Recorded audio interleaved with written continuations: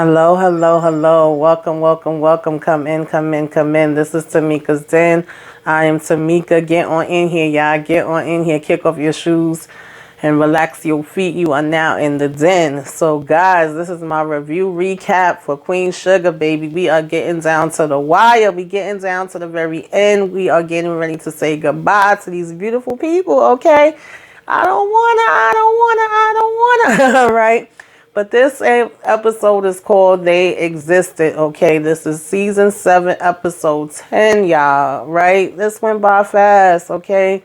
I was holding my breath through this whole episode because I'm always worried about the borderlines, okay? I want them to be happy. I want them to succeed. I want them to have some goodness and some happiness, all right? But I always know that it is some foolishness that's up in the mix. So I said, what are they going to be doing this week? What are they going to bring us? You know, we got Prosper getting married.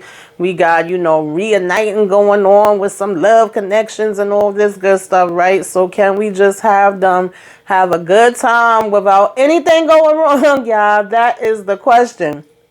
So as we start out this episode, you know, we start with Nova, right? She's on the phone with Dominic and she's basically saying, you know, something that was only supposed to be a couple of weeks is turning into a couple of months now, okay? Like, I've been patient. I've been, you know what I'm saying, as good as I could be with all things considered, baby. But I am missing you, okay? And so he basically was asking her, like, has that changed your feelings for me? And she was like, no, it hasn't, okay? It hasn't changed my feeling at all.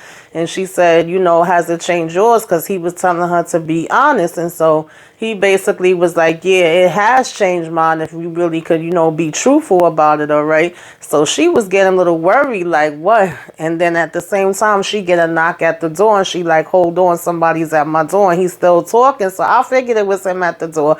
He was like, I just want you to know that my feelings have became more stronger. When she opened the door, he was standing there. So, you know, she jumping all on top of him, hugging him, right? And this is a different side of Nova. She really is opening up with Dominic. And I could say that when he first came around, I wasn't trusting him, okay? Because we don't never know when these new people, when they come around here, what they all about, what they going to be getting into and what is going to be happening. But it seems like Nova and him really are in a better space, right? Or she is in a better space where it comes to being in a relationship with him compared to her other relationships. You know, she had the test with old ex Copper. She had the test with her first love that came from high school.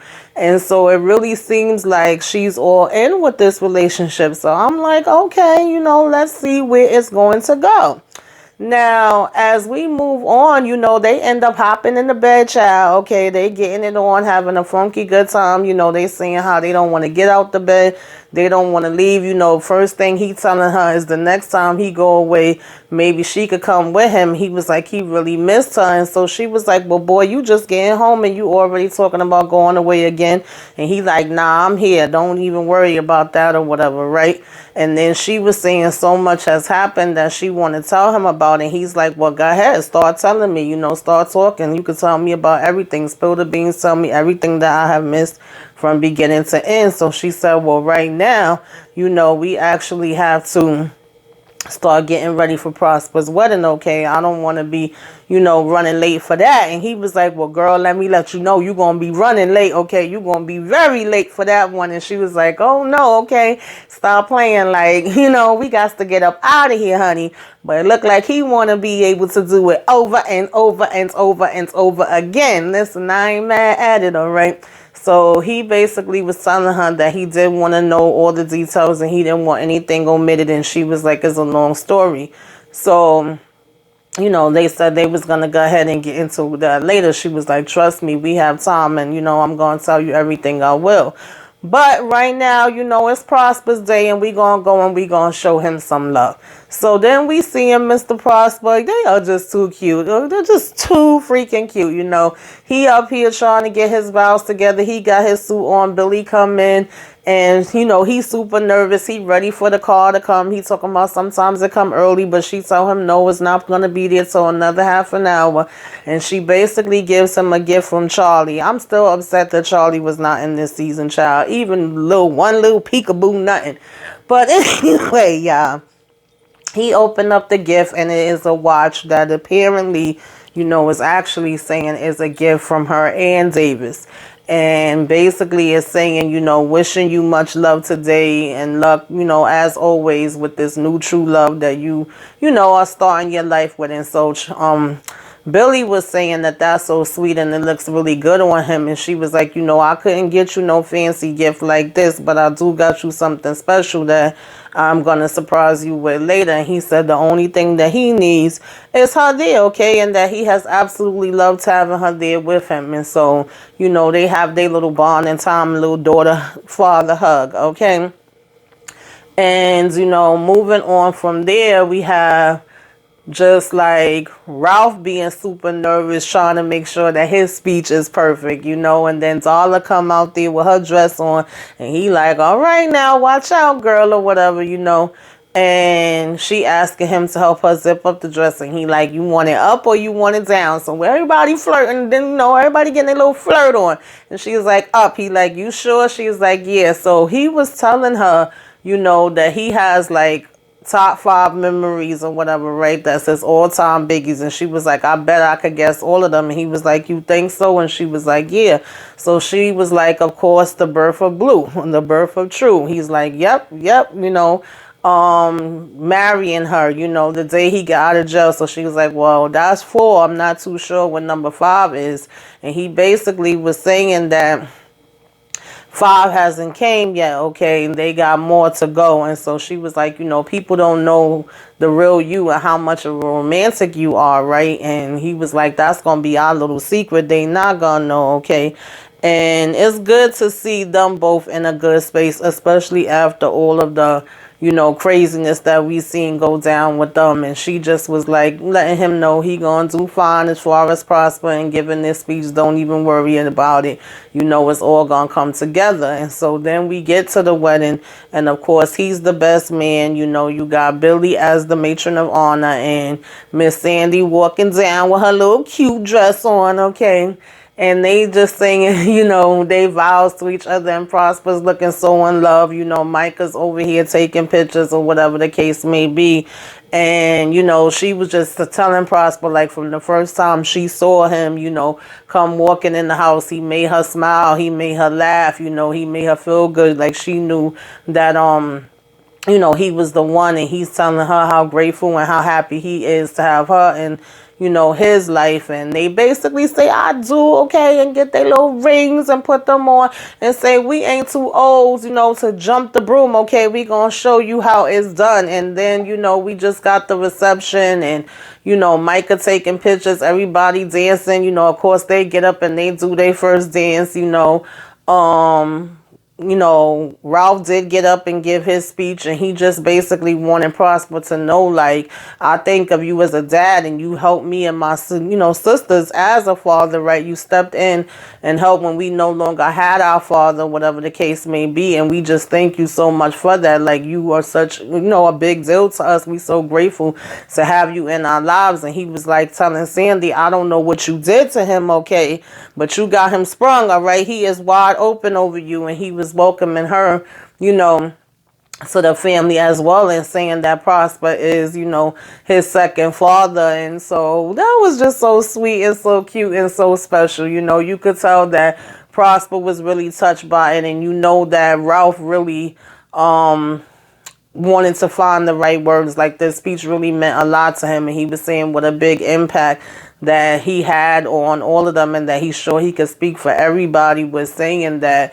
they wouldn't be anything without him, and they really appreciate him or whatever. So that was a little cute moment. And then Hollywood, excuse me, y'all, was just basically like, everybody come on, they gonna show us what they got on this daggone dance floor, okay? And so, they was getting their dance on, and Micah's just going around, and he catching whatever pictures that he could catch and stuff like that. And, everybody's smiling and dancing. You got, Billy and Vince dancing. You got, Dominic and Nova dancing. You got Ralph and, Darla dancing, Hollywood and on Vi dancing, Micah dancing with Baby True, and then they have this moment where Billy's in the bathroom and Nova goes in there and she's like, "Girl, how was your trip to Chicago?" And she was like, "Actually, it was real good, honey. It was better than I could ever expected." Okay, so things apparently are taking a turnaround with her and Vince. Okay, she went out there and giving it a try, and so. Nova says that she's so happy that she came back there, and she was just telling her, like, anytime you come back, you always, have a way of knowing how to shake things up. And she was like, well, baby, when you shake the tree, some stuff will, fall down, whether it's old loves, new loves, or whatever. And Nova was like, on that note, I'm going to go out here and get me a drink. But when she gets out there, she does stop by Ralph Angel and was like, can I have this dance? Okay, she want to borrow her brother and dance with him for a minute. And they over here acting like they having a daggone, dance off. He telling her how she never could dance. She's saying, oh, that sound like somebody hating to me. Okay, we all know I always been the better dancer than you. But she pulls him to the side and was just basically letting him know about the conversation that she had, with Darla, and that she had a conversation with Aunt Vi as far as the whole movie thing. She's like, do you know about what she was saying? And he was like, yeah, she came and she talked to me about it too. And she's like, but I just wanted to check in with you again to see how you're feeling about all of this. And he was like, at the end of the day, it's been hard and everything like that, but if they could go ahead and do this or whatever, he's all for it. And so she whips out this check and was like, well, you could be all for it, with this, and use this any which way that you want to. Okay, this is an advance and we don't know how much it is, but he opened that up and he was like, are you serious? His eyes got crazy big. Okay, and she was like, yes. And so she basically was like, use it for whatever you can, whether it's getting back the farm or whatever else you want to take care of, or the case may be, because he said knowing their story and talking about their story helped. And if it helped them, then it's possible it could help somebody else. So he was like, he ain't mad at it. So I was like, okay. And she was like giving him that check, like, well, hopefully this will keep helping us too. So I was like, all right now. So I said, things is going too good, y'all. I was sitting here holding my daggone breath, like, what is going to go wrong? Something got to be freaking getting ready to pop off soon. Okay. So she was like, just use it however you need.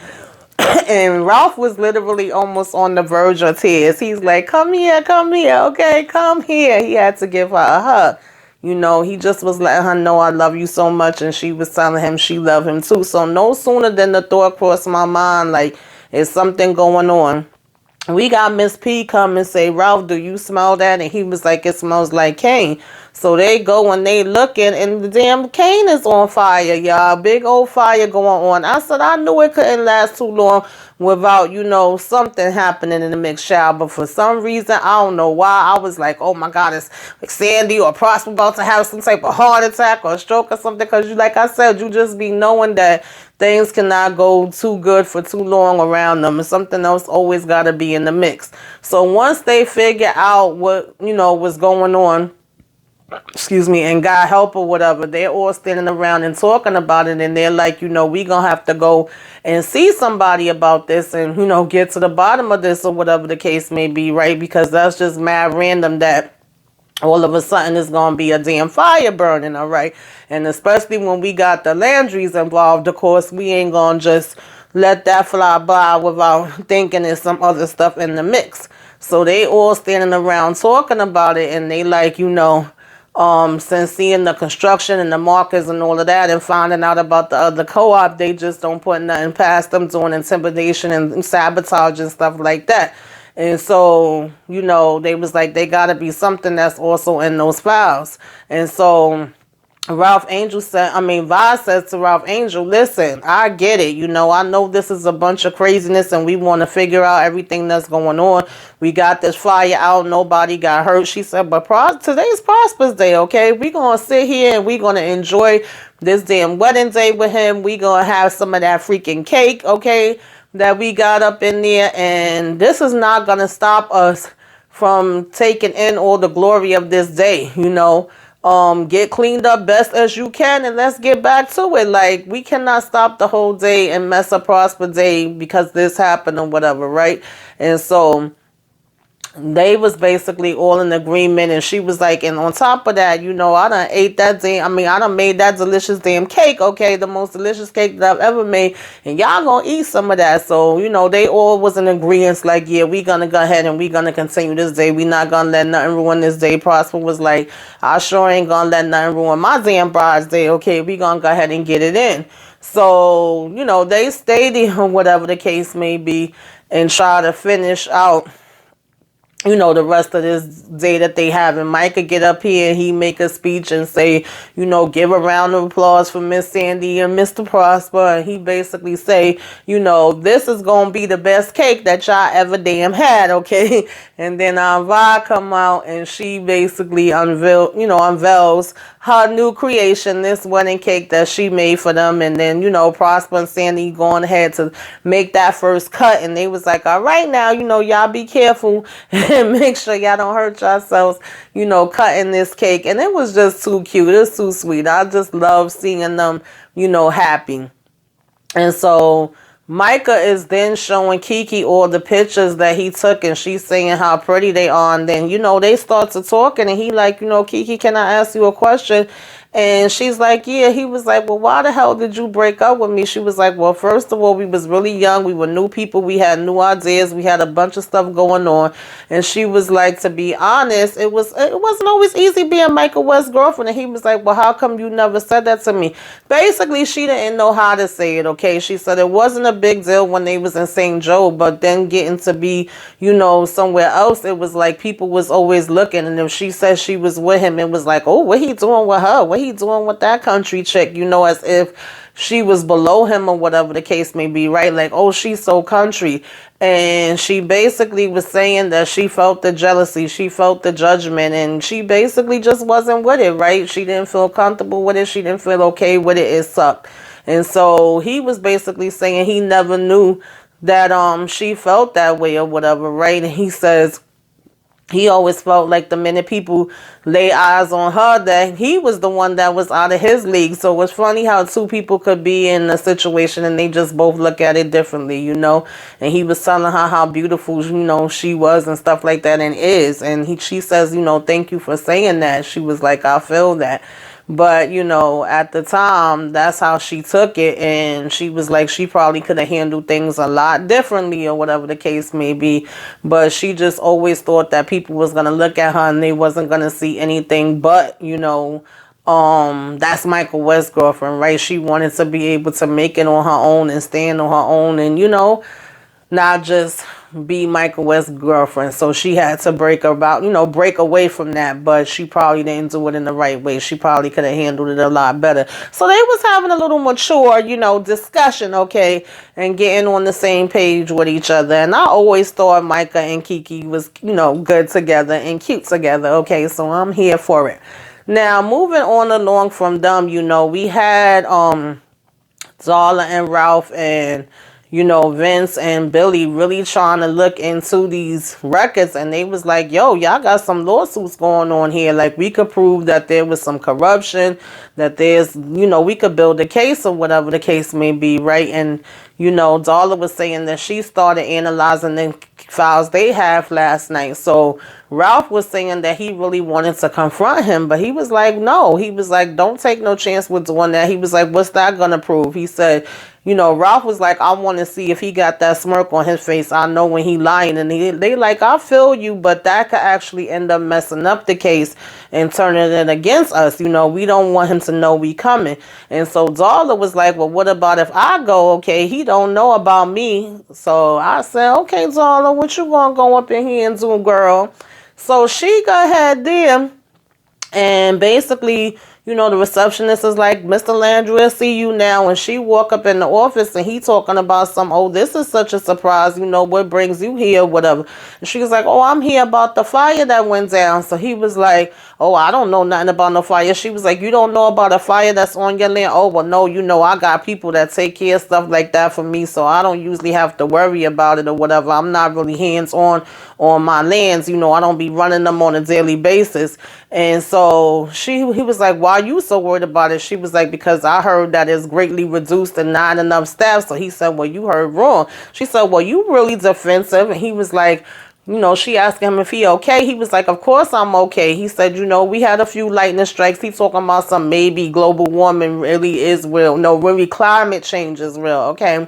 So he was like, I don't understand what it matters to you. And she was like, because if it's land burning close to my land, I'm going to be worried about it. So here he go laughing, talking about your little farmers club or whatever. So she was like, you real funny. She was like, I'm actually feeling sorry for you. Okay. Because apparently you're hiding so many damn secrets, child, that them things is burying you. They're poisoning you from the inside out. I said, okay, Darla. So he talking about some, you think you gonna come up in here and talk to me like that? How dare you try to talk to me like that? She said, oh no, I'm not trying, honey. I am talking directly in your damn face. I said, I know that's right, Darla. Darla been speaking up now, honey. Don't play with Darla. So he basically was like, well, I'm still not understanding what difference it makes. He was like, whatever thought you thought you was doing by coming here, you ain't doing nothing or whatever, right? And he was like, we finalize our deal tomorrow. And then, you could go ahead and do whatever you want to do with you and your miserable clan. And, I would not care. So she said, well, you underestimate people, Mr. Landry, okay? She was like, just know that everything you have can come crashing down around you, okay? And she was like, it can happen sooner than later. So I'm just saying, you may have brought that misery on yourself, okay? And then Darla go ahead and walk out. So she told him to have a good day. Now, in the meantime, we goddamn, Vi over here trying to pack up because Hollywood done found where Betty is at. And he was like, now, we may not find her. This is like, it's really taking a shot here. She said, well, I got to go and, take a chance anyway. He said, well, my stuff already in the car. She looking at him as if she shocked. Well, wherever you going, Hollywood gonna be there. He gonna have your back, okay? So it looks like it's about to be a road trip, for the two of them. And then, we move on along from them and we see that Miss, Billy and Mr. Vince, okay, he's over here in town.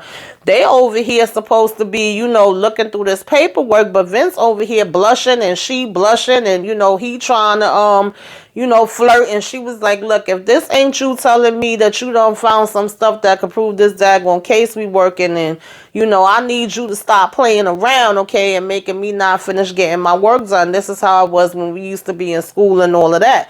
And he was asking her if she ever think about finishing. And she was like, yeah, sometimes I do. And he basically was letting her know, like, well, he would have her back and he would help her, practice for their different tests and stuff like that. And she was saying that, she remember the last time they was practicing for some tests. And he was like, yeah, I remember it too. Okay. And apparently they had their son after, practicing that time around. So now she done forgot about the damn work that they supposed to be doing, okay, and she moving over here to sit all on top of him and kiss on him and stuff. And I'm like, girl, okay, get the work done. Now we get to damn, Nova and Dominique, and so far things have been going good with them. He reading his book, she's writing on this laptop of hers, and she's telling him like, I'm working on something new. I'm actually writing about all my loves. And he's like, oh, this is interesting. How many are there? And she's like, there's quite a few and all of them are in here, okay? And she tells him a little piece of the fact that she bumped into her high school sweetheart and how eye-opening that was for her and gave her a different perspective. So much has happened since he been away that she gotta, go ahead and tell him about that made her realize so much different stuff. And she was like, I saw my first love, and that's kind of what gave me the idea and put me in this space because it had me reevaluating and looking at all the things that, I did. And that's what I'm actually writing about now. So he was like, well, can I see it? She was like, no, not right now. She said, I don't know if it's going to be a book, if it's going to be an essay, if it's just going to be for me. But when it is done, I will definitely share it with you. You'll be the first one I show it to, okay? If I don't show it to nobody else. And so he still was like saying who else is in there. And she was like, all of them, So she was like, is a lot of reflecting and stuff like that. She said, but you in there too, including us. So the phone rings and it's Charlie or whatever the case may be. And she tells him to hold on a minute, that, you know, she needs to take this call, that she's probably checking in because of the fire that went down and all of that, right? Because she had went into with him that she used to jump from one relationship to another. She used to step outside the relationship, and she was like, to be honest, it's embarrassing me for me to even admit that, but somehow with you, I feel comfortable and I feel like I could open up myself to you, and it's so different with you. And he's smiling and everything, and when she told him that she have the other call, he like, sure, go ahead, yeah, baby, take it. But all of a sudden, child, when Nova walk out the room, he looking at his book 1 minute, and then the next minute he looking at the laptop, and I'm like, don't do it, Dominic, don't do it. I already see where your eyes is going. I'm like, no, Dominic, no. But what does he do? Pick the damn laptop up and start reading it. And I'm like, why would you do that? That's violating her trust. Like, that's hers. That's her thoughts. That's her property that she's writing in. You don't have the right to go into her stuff. Like, she's going to tell you all these things. She may not be telling them to you in the time that you want her to, but she already was discussing this with Billy, and the fact that she wanted to tell him everything. And she just sat here and was opening up to you about it now. So for you to put, you know, go look in the laptop, I thought that was really a violation. And I was like, damn, Dominic, why did you do that? Now, in the meantime, we got Darla and Ralph calling up, you know, Vince and Billy. And they are basically, excuse me, y'all, they were basically confirming what they already thought. Right now, they actually have the records and the information to prove. They are seeing that these fires were set like around the same times. The dates match, right? And that the laundries is basically getting money off their claims with the fires. But of course, the black farmers, like with everything else, is not getting theirs. You know, the white insurance are getting their stuff pushed through or whatever. And they're calling it lightning fire claims. But when it comes to the black fires, they're basically like, you know, rejecting those and approving the white ones. So they like, wow, they match to the, you know, exact. So they was like, wow, so they misled all these loans, and, you know, they have concrete evidence of the basically discrimination now. So they said, well, we at this USDA office and we about to go on up in here. So now when they get in here, we got Mr. Miller. They giving their full loan amount to him, and he gonna talk about some, I don't know if I could accept this because I don't know where come from. This is not a pawn shop. He coming all out his face to Ralph talking about, I don't know if you got this money unlawfully and all of this. And they was like, well, you sure do take the money from the laundries with no problem. He's talking about, excuse me. He was like, oh, well, they're a big family with a big name and prosperous people and all this different kind of stuff. They're the pillars in this community. So therefore, you know, they deserve to be treated fairly. And they was like, oh, and everybody else don't, even when they missing loan payments and all of this. So he was like, they're not just being lazy, and he was really coming out his face. So all of a sudden, you know, Ralph was like, I'm good. He ain't saying nothing that's upsetting me. He free to lose his job if he wants to. So Darla stepped in and was like, maybe there's some other things that we could do, okay? Isn't there other stuff that could happen that could possibly help us out? So he was like, well, I'm sorry, if I can't verify your income, then there's nothing that could be done. But Darla was like, well, I'm sure it's some way, okay? It got to be some way. So here he go talking about, well, you know, sometimes if, you know, you give a little something or whatever, right? I can't make no guarantees, but it can help, all right? It can't help, you know, if you grease the skids or whatever, right? It has been done over the years, and it's just business. And he basically was like, it doesn't guarantee anything, but it definitely can't hurt, all right? So basically he's saying if they would pay some money on the side, then he could possibly push it through. So Darla's like, I'm cash, and he's like, yeah. She's like, oh, okay, I'm gonna be right back. Child, they got it all on the tape. Okay, all on tape. They recorded his ass like, got him. So they basically saying, you know, now they could use that and show that as they proof, because they was like, these people love running their mouth, you know, no matter what. And they gonna fall for it, you know what I'm saying? If they think they gonna get a damn dollar, then all of a sudden black and white don't matter no more. What matters is green. So now Nova come walking in from this phone call, child, and see that Dominic done went on this damn laptop. And she's like, what the hell are you doing? Like, why are you in, you know what I'm saying, my freaking laptop or whatever. You just violated a whole trust right now. And so he talking about some, oh, you know, you left out the part where you saw your ex-cop boyfriend and you calling him the love of your life too. So I guess you call everybody that. And she was like, well, since you wanted to be nosy and jump up in it, did you read everything or did you just read what the hell you wanted to read and left the rest alone? Because if you had you continue damn reading, and she basically picked it up and was putting it in his lap for him to finish, she basically was saying how, you know, when it came to him, she didn't even know what love was. And she took a whole bunch of other feelings of all the, you know, hurt and pain and confusion or whatever that she had and mixed all of that up into the relationship that she had with him. And, you know, it all came from a really bad place at that time of confusion and stuff like that. And she basically was like, you know, she had called him that before she knew what love was. And she said, you know, she didn't realize how much pain she was in, how much stuff she was holding on to, and how she was going through what ifs and clouding all her thoughts and, you know, everything like that. And so she said to make space for him or whatever the case may be, she needed to let go of all of those things. And now she is basically where she's in a space that there's nothing holding her back. And so he gonna turn around and talk about something. Well, what do you do? What do you think I think about you? He was like, it was simple for me. You know, there was no confusion. There was no comparison. There was no pros and cons to weigh. Only thing that I knew was that I cared about you and I wanted you. The serum was signaling. Y'all know what I mean, y'all.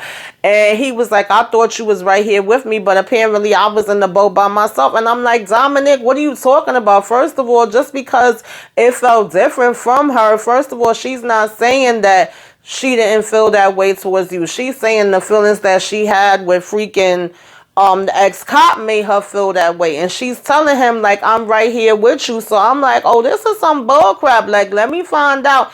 It's not going to be Nova to be the one to mess this relationship up this time. It's gonna be you, Dominic, because apparently you over here having damn insecurities. You know, when she told him, I'm right here, I am right here in it with you, he didn't know what to say. I said, child, Dominic, stop, okay?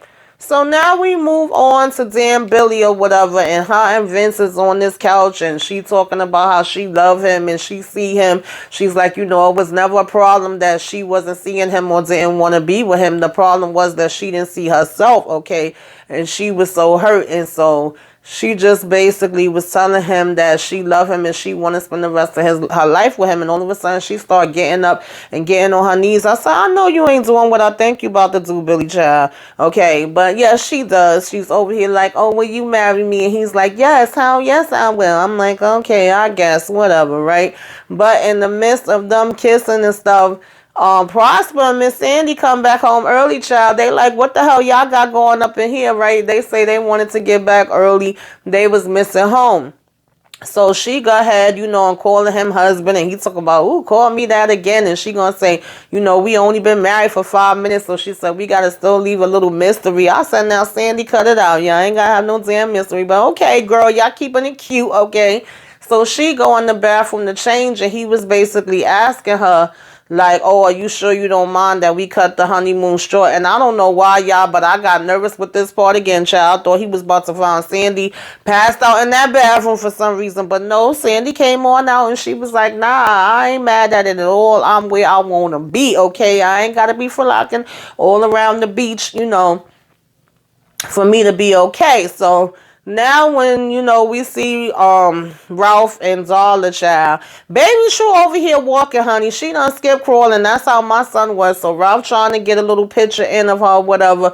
You know, they going and giving kisses about that. And he's saying how, you know, he's not good with giving speeches. And Darla was like, stop it. She was like, first you were saying you're not good with math, but yet you be counting up all the stuff, you know, pertaining to the crops or whatever. Then you say you're not good at speeches, but yet I've seen you give speeches and I've seen you stand up and give, you know, the farmers motivated to do what they gotta do. So you can do that and so much more. You keep selling yourself short, okay? And I need you to believe in yourself as much as I believe in you. I said, I know that's right. You know, so then we have Von Hollywood out here on this damn stakeout, child. You know, he had to ask her if she was Easy Rawlins. You got Vi over here with the detective gadget coat on, okay?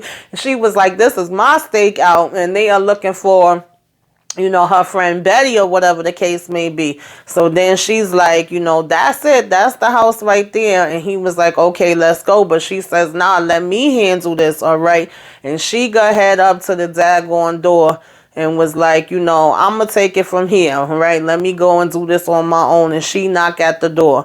And we end up seeing, child, that it's going to be Miss Vanessa Bell Conway, okay, that is Betty. I said, Calloway, I said, yes, I'm here for this, baby. I'm here for this. I love her, okay? She is coming through as Betty, and we going to see what Betty is talking about, honey. We've been waiting a long time to hear from Miss Betty, all right? That's my mother's name, Betty, too, so it's funny, and they call her Miss Betty. But anyway, y'all, that was daggone Queen Sugar.